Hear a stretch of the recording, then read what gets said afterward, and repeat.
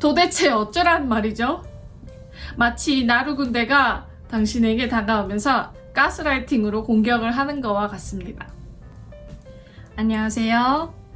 나르시시스트에게서 벗어나 행복한 삶을 찾고 싶은 분들을 위한 장다르크 채널입니다. 추석을 맞아 시작했던 나르시시스트 가족에 대한 시리즈인데요. 지난 글에서는 나르 부모에 대한 얘기를 해보았고, 이번엔 나르 형제 자매에 대한 얘기를 나눠보려고 합니다. 형제 자매는 누구보다도 특별한 존재죠. 어렸을 때부터 가장 가까운 곳에서, 그리고 같은 지붕 아래 같은 가정 환경에서 자라며 많은 추억을 공유합니다. 그런데 이처럼 가까운 존재가 나르시시스트라면 당신에게 미치는 영향은 아마도 어마어마했을 거예요.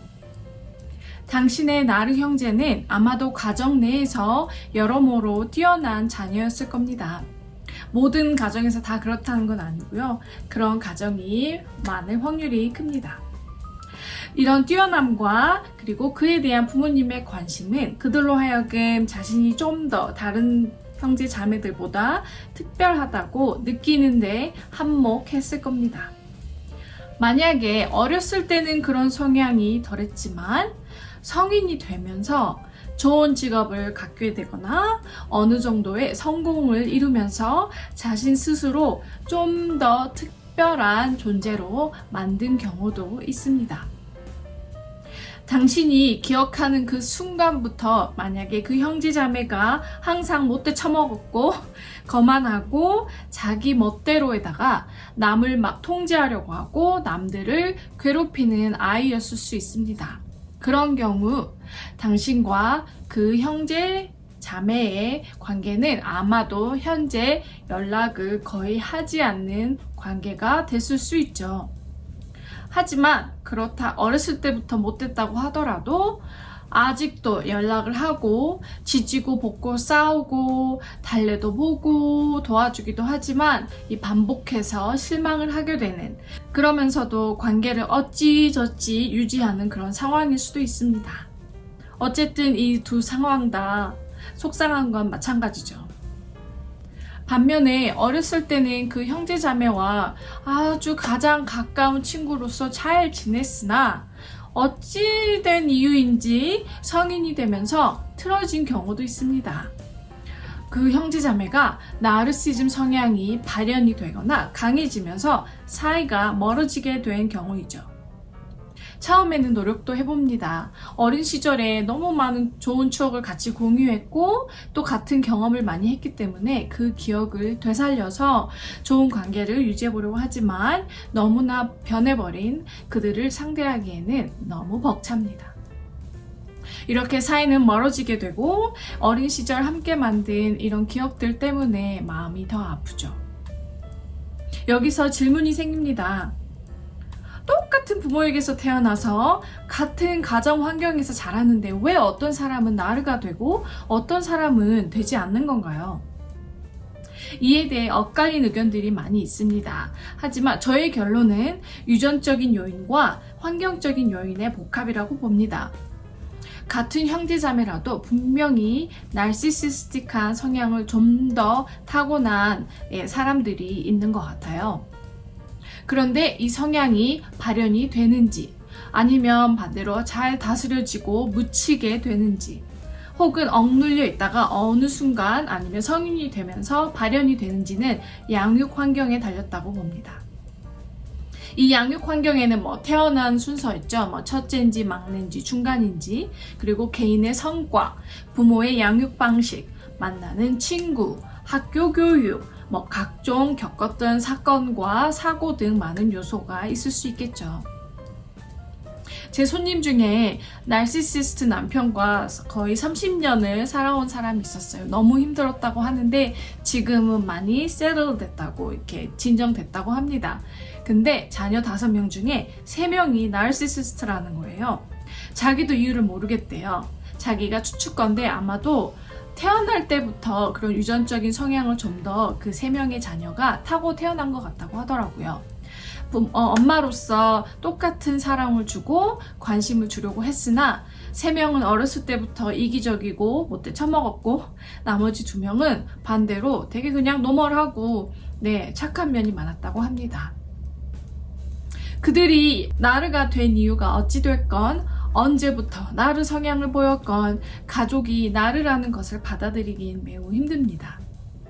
많은 경우에 실망하고 또 다시 노력하고 또 다시 좌절하고 이렇게 그런 과정을 통해서 거리가 멀어지는데요.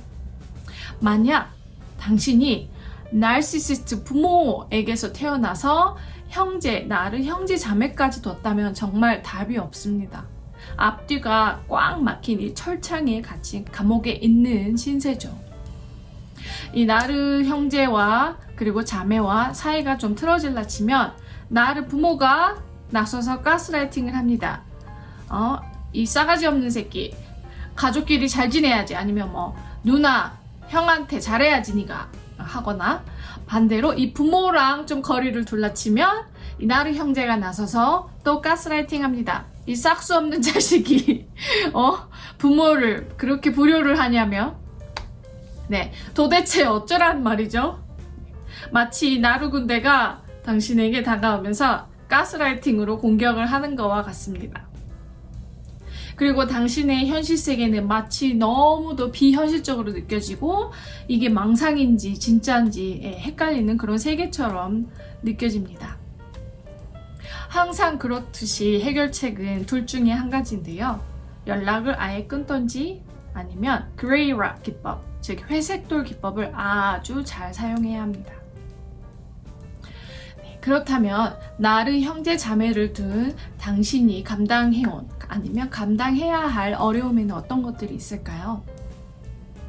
먼저 나르 형제 자매와의 관계는 트라우마 결속이라는 그런 트라우마 반딩에 의해서 영향을 많이 받습니다. 이 트라우마 반딩이란 일반적으로 괴롭힘, 학대 또는 강력한 정서적 고통과 같은 트라우마를 공유하는, 그게 같이 그 트라우마를 남으로부터 겪었든 아니면 이 둘 중에 한 명이 가해자고 다른 한 명이 피해자인 그런 사이든 상관이 없어요. 이처럼 그 트라우마를 공유하는 이 두 사람 사이에 이 강력한 유대 관계를 설명하는 단어인데요. 다음 시간에 자세히 다뤄볼게요. 여하튼 당신은 이 부모가 나르이거나 아니면 적어도 아주 이기적이고 그 밑에서 자라기 힘든 못된 성격의 부모를 두었을 가능성이 큽니다. 이렇게 이 나르 형제 자매와 견디기 힘든 부모 밑에서 같이 자란 역사를 공유함으로써 트라우마 반딩이 생기고, 그렇기에 그 형제 자매의 행동을 내가 나서서 정당화해주고 그리고 이해하려고 애쓰며 심지어 그들을 구해보려고 애를 쓰게 됩니다. 그들과의 관계를 되돌려 보려고 시도하고 또 시도하는 동시에 그들로부터 지속적인 정서적인 학대를 받게 됩니다. 또 다른 어려움을 살펴보면요. 다른 가족 구성원과도 엮여있기 때문에 나르 이 당사자로부터 경계를 긋고 그것을 지키는 것이 너무나 힘듭니다. 당신은 또 다른 형제 자매와의 관계 그리고 부모와의 관계도 잘 유지함과 동시에 그 나르 형제 자매와의 관계를 해결하려고 하는데 너무 힘들죠. 그래서 노력 끝에 더 이상은 안 되겠어, 나 포기할래 라고 하고 당사자와 거리를 유지합니다. 그리고 이렇게 포기할 수밖에 없었던 당신은 죄책감과 슬픔을 느낍니다.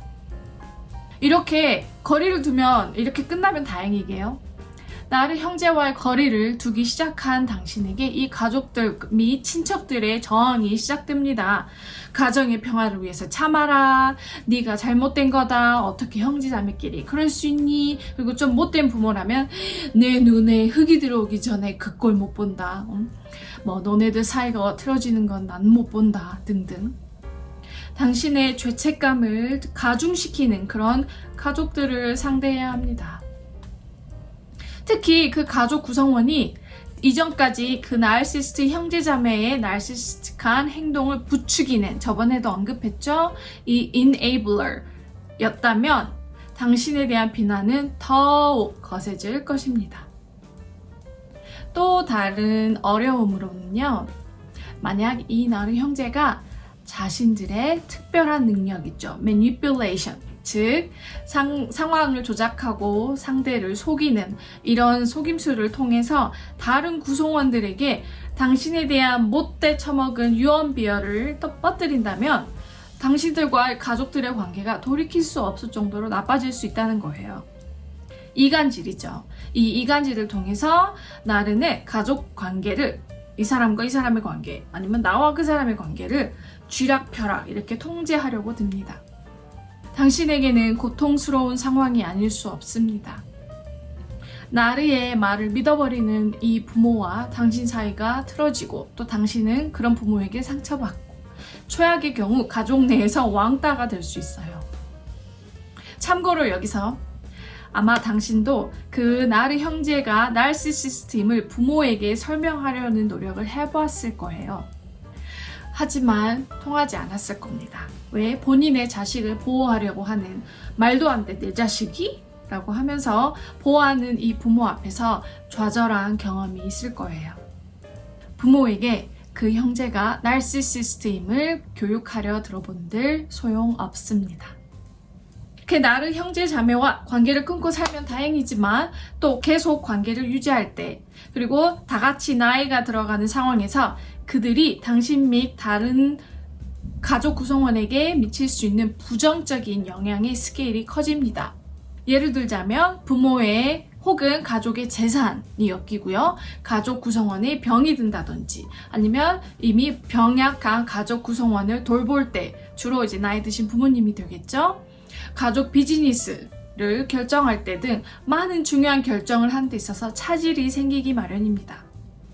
그들과 나누는 대화는 산으로 가고 막 싸움으로 끝나거나, 모든 상황을 통제하려고 하는 그들 앞에서 혀를 내두르게 되고 포기하고, 아니면 제멋대로 하는 결정에 그 가족의 위기가 닥치기도 합니다.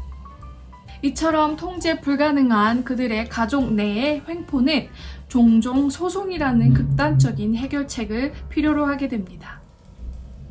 만약 당신의 형제 자매 중에 병약한 부모의 상태를 이용해 부모의 재산이나 가족의 돈을 갈취하려고 하거나, 아니면 결정을 내리기 힘든 부모를 대신해서 부모에게 해가 되는 의사결정을 하는 사람이 있다면 너무 늦기 전에 변호사와 법의 도움을 받기를 바랍니다. 아이러니한 것은 아직 부모에게서 아니면 가족에게서 빼먹을 게 있을 때는 발벗고 막 나서던 이런 그 나른 형제자매들이 부모가 병약해지고 돌봄이 필요하게 되면 갑자기 나몰라라 한다는 거예요. 그제서야 난 일이 너무 바쁘니 네가 좀 맡아서 해라. 난 애가 셋이나 있잖니. 그러니 시간 많은 네가 부모를 돌봐야지. 등등. 핑계를 수도 없이 대면서 나몰라라 합니다. 그러자 이 마음이 약한 당신, 아마도 에코이스트거나 피플 플리저인 당신은 딱히 별 다른 대책이 없는 그런 상황에서 나이 드신 부모님을 돌보게 됩니다. 나르 부모를 가진 이 사람들의 고통이야 저번에도 언급했고 이미 알듯이 말해야 입 아프겠지만, 나르 형제 자매를 가진 사람들의 아픔에 대해서 얘기하는 경우를 많이 못 본 것 같아요. 그래서 그들의 말 못할 아픔을, 그리고 그들의 어려움을 이렇게 다뤄보고 싶었습니다. 여러분에게 도움이 됐기를 바라며, 오늘도 영상 마음에 드셨다면 구독 버튼, 좋아요 버튼, 그리고 알림 설정 해주세요. 나르시시스트 가족을 가진 여러분들, 그리고 모든 다른 분들도 오늘 좀 더 행복한 하루 되셨으면 좋겠습니다.